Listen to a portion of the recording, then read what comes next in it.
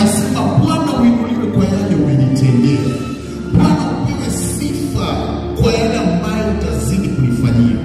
Asubuhi ya leo sijui kama ninaongea na Ana ama Penina. Ana ni yule mtu hata katika dhihaka, hata kosa kukuja kanisani, atakuja kuambia Bwana wewe ni mwema, wewe ni mwaminifu. Hata katika kukataliwa, mpendwa, Ana mambo aliyokumbana nayo yalikuwa ni mambo mazito. Hakufa moyo, hakushika, hakufanyiwa hata kama ni dharau ina gani. Na let me tell you, saa zingine kuna Penina wanazaliwa katika maisha yetu ili watupeleke tu kwa destiny ambayo Mungu ametaka tuingie ndani. Haleluya. Mtu anaweza kusema ili uingie katika hatima ambayo Mungu anataka uingie ndani. Leo ninatangaza katika jina la Yesu, Penina asife, awe hai ili aone baraka ambayo Mungu ameweka katika maisha yangu. Kama unaamini sema amen. Penina asife ili aone baraka ambayo Mungu ameweka katika maisha yako. Asije unaweza kukejeliwa. Haleluya. Penina wako kudiscourage watu. Penina wako kusema kwamba hiyo kitu haiwezekani. Kila mpango ambayo mnapanga, Penina kusekani ndani. Anakwambia kwamba hiyo unaona kama ni ngumu. Lakini kanisa ikipata mtu kama Ana, hata wakati mambo ni ngumu, mtu atasema twende milimani tuombe. Tunapoenda kuomba, tunaona matendo ya Bwana yanadhihirika katika mafamilia zetu. Leo ninakuombea katika jina la Yesu, pokea roho ya Ana katika jina la Yesu, ya kwamba hautashushika moyo katika jina la Yesu. Utainuliwa kwenye viwango vingine katika jina la Yesu. Mtiririko wako kwenye uimbaji, mafuta mabiti yatang'aa katika jina la Yesu.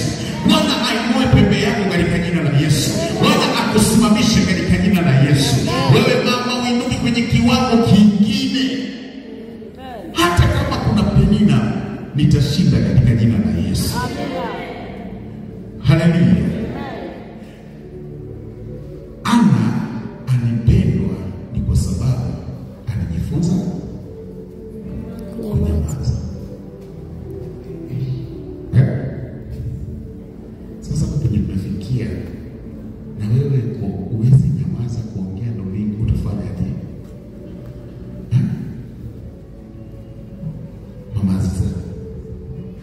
Nyamaza, Mungu akupiga pia. Na utaona tu mwenyewe kwa macho. Ana Mungu anakumbuka, na Mungu anaruhusu Elikana anakulia. Sikumpea tu mali, lakini huyu ndio unempenda zaidi. Tunaona Penina alipewa mali na watoto wake, lakini Elikana hakupenda Penina, alipenda Ana. Sasa sikia, wakati ambapo unamtumainia Mungu, uende ikawa kuna baraka katika maisha yako na itatendeka, zidi kumwamini Mungu. Amen. Itatendeka katika jina la Yesu. Amen. Uende ikawa mlioanza na wao, wengine wamekuacha, wengine wanaishi kwa nyumba hata nzuri kukushinda. Si kweli? Wengine hata wanakuchekelea. Wakikuona wanasema ulisoma naye, lakini kuangalia maisha yake.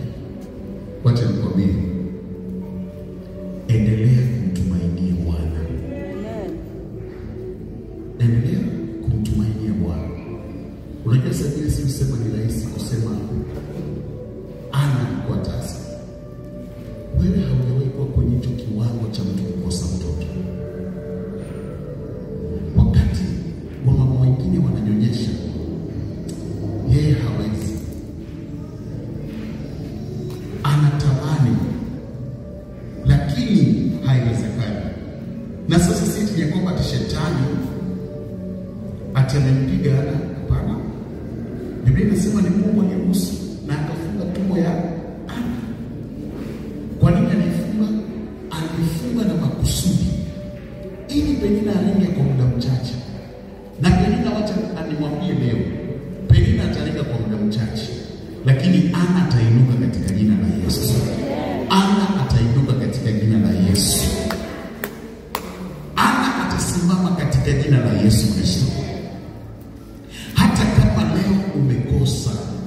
Qualification ya kwanza si eti umekosa kwa sababu hauna.